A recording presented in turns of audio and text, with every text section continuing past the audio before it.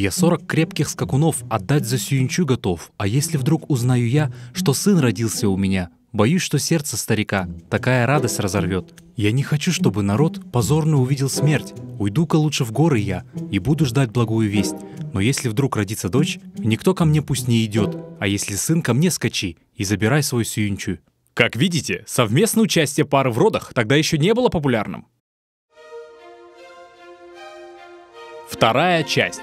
По пути, неподалеку от своего стойбища, попался Джакыпу косяк лошадей. Он приметил, что соврасая кобыла из косяка готовится рожать и стал наблюдать за ней. «Коли жеребчика родит, ему дам имя Айбан-босс, дай только Бог, чтобы жена наследника мне родила. Потом я этого коня родному сыну подарю». Долго проходили предродовые схватки у Чаирды, и вот, наконец, на 9-й день родила Чаирды сына.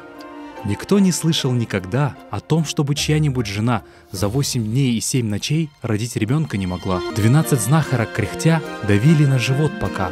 Из чрева не сошла вода. И тут же следом вышел плод, на всю округу заорал. В своих зажатых кулачках по горсти крови он держал. Плач ребенка был слышен далеко вокруг. Его голос был могуч и устрашающий. Когда женщины хотели поднять его, барахтающегося на полу, то никак не смогли сладить с ним. Далее, как принято отведать топленого масла, так он в 3 приема проглотил масло из 3 кутурей. Ребенка байбичей взяла, сыночку грудь свою дала. Струей полилось молоко, как грудь дала ребенку вновь, с сосков ее полилась кровь. От страха, боли, вся в крови, чуть не скончалась Чаирды. А ильчане, все как один, пустились искать Джакыпа, чтобы получить от него сюинчу.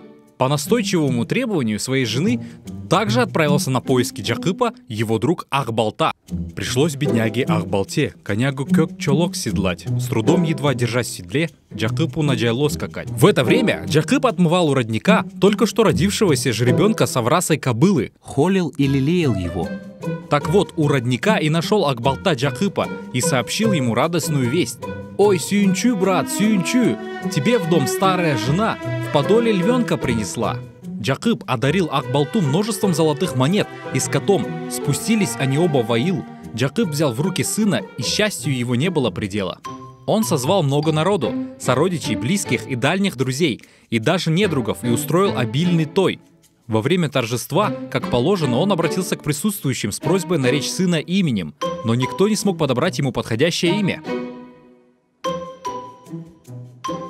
И вдруг на этот той, бродяга с нищенской клюкой: «Пусть между небом и землей опорой станет он, пусть станет светом солнца и луны, Манасом сына назовем. Манас, Манас, Манас, и это имя как гранит, надолго Бог нам сохранит». Трижды прокричав «Алас», дав имя малышу Манас, пришелец вмиг исчез из глаз. И это был Кадыр, святой праведник. Помните ведь, он появляется в поворотные моменты жизни у кыргызов. После этого тоя, когда остались самые близкие родственники, мудрый Ахбалта предложил Баю Джакыпу поменять имя ребенку, поделившись своими опасениями. Недавно весть ко мне пришла. Наш враг пройдоха Эсенхан от прорицателей узнал о том, что в племени у нас родится богатырь Манас. Кыргызов он объединит, в боях врагов всех победит. Пойдет походом на Китай, Бейджин восточный разгромит. Велел коварный Эсенхан детей по имени Манас искать и тут же убивать. А потому прошу я вас пойти на хитрость и обман, Манасом малыша не звать, пока не подрастет пацан. Пусть будет он большой болван. А вот когда он подрастет и в руки щит и меч возьмет, родное имя мы вернем и вновь Манасом назовем. И родичам наказ был дан, что этот мальчик не Манас, зовут его Большой Болван. Понравился наш выпуск Манаса? Поделись им со своими друзьями, ставь лайк и подписывайся на наш канал и Инстаграм. Обязательно ставь колокольчик, чтобы не упустить следующие серии. Спасибо тебе большое!